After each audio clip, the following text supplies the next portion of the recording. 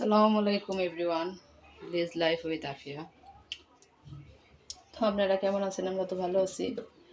আজকে হলো আমি এটা কি শাক দেখেন তো, এটা হলো পুঁই শাক। তো পুঁই শাক আমি আজকে চিংড়ি মাছ দিয়ে রান্না করবো। তো এই যে পাশে আমি হলো সব কিছু কেটে নিছি, যে পেঁয়াজ কষি, কাঁচামরিচ কষি করে নিছি। এটা রান্না করবো আজকে চিংড়ি মাছ দিয়ে। তো এই চিংড়ি মাছটা ধুয়ে পরিষ্কার করে নিচ্ছি বাইসে। তো কড়াইটা গরম হয়ে গেছে, এখন আমি এখানে তেল দিয়ে দিলাম। তো এখানে আমি এখন একটু রসুন কুচি দিয়ে দিব। তো এই যে রসুন কুচি দিয়ে দিলাম।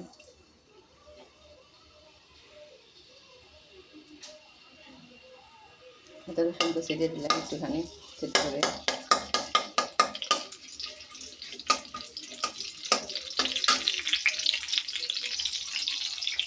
তো এখানে আমি পেঁয়াজ কুচি আর কাঁচামরিচ কুচি দিয়ে দিব এটার মধ্যে রান্না করার জন্য। তো পেঁয়াজ কুচিগুলো আগে দিয়ে দিই। তো দিয়ে দিলাম পেঁয়াজ কুচিগুলো।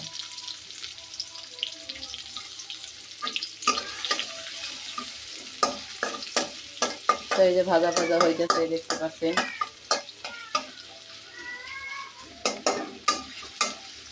তো এখানে আমি কাঁচামরিচগুলো দিয়ে দিব। তো সবগুলো দিয়ে দিলাম কাঁচামরিচ। তো এটা একটু ভাজা ভাজা করে নিব। তো এই যে ভাজা করে দিয়ে দিলাম। এটা একটু ভাজা ভাজা হোক।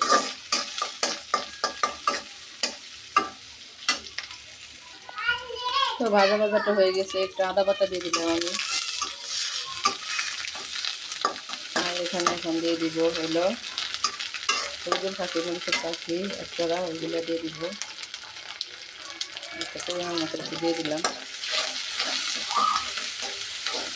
আর এখানে দিয়ে দেবো একটু লবণ। এখন লবণটাও দিয়ে দিই।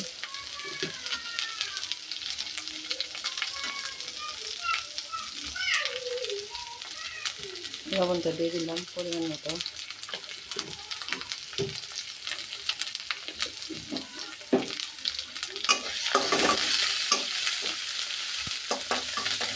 তো এখানে আমি এখন চিংড়ি মাছগুলো দিয়ে দিব, দিয়ে পরিষ্কার করে রাখতে ওইগুলো।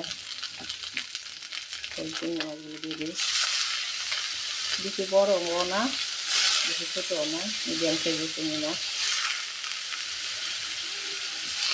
চিংড়ি মাছগুলো আমি দিয়ে দিলাম।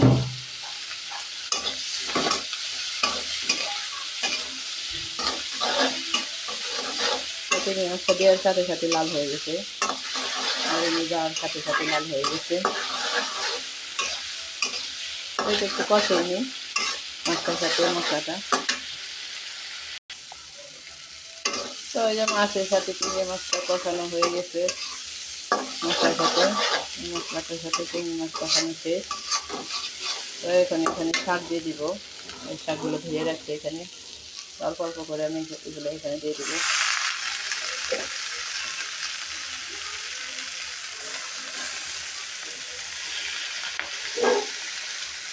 শাকগুলো দিয়ে নাড়াচাড়া দিয়ে দিই।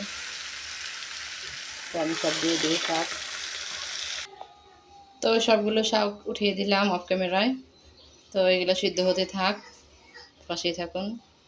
এক কড়াই দেখা যেতেছে, সিদ্ধ হলে একটুখানি হয়ে যাবে। তো ঢাকনা দিয়ে ঢেকে দিলাম শাকটা সিদ্ধ হওয়ার জন্য। তো ঢাকনাটা খুলে দেখি কি অবস্থা। তো এই যে অর্ধেক হয়ে গেছে সিদ্ধ, আর একটুখানি সিদ্ধ হবে। তো এই যে দেখুন, একটু নাড়াচাড়া দিয়ে দিই। কত সুন্দর লাগতেছে, পানি উঠছে শাকি থেকে একটু। তো আরেকটু হবে, আরেকটু ঢেকে দিই।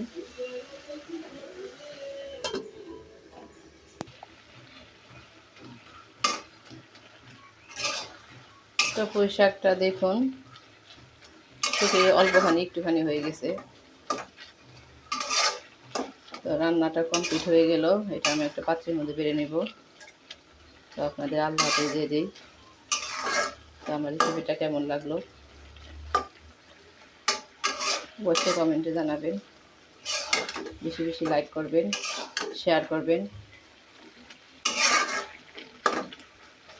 আল্লাহ হাফেজ গাইস, রান্নাটা শেষ, এখন আমি এটা বেড়ে নেব। দেখুন, তো পাত্রটার মধ্যে বেড়ে নিলাম। তো রান্না কমপ্লিট ডান। তো এই যে পুঁই শাক দিয়ে চিংড়ি মাছটা রান্না করে নিলাম। তো আল্লাহ হাফেজ সবাইকে, ভালো থাকবেন, সুস্থ থাকবেন। তো আমাদের জন্য অবশ্যই দোয়া করবেন। আল্লাহ হাফেজ।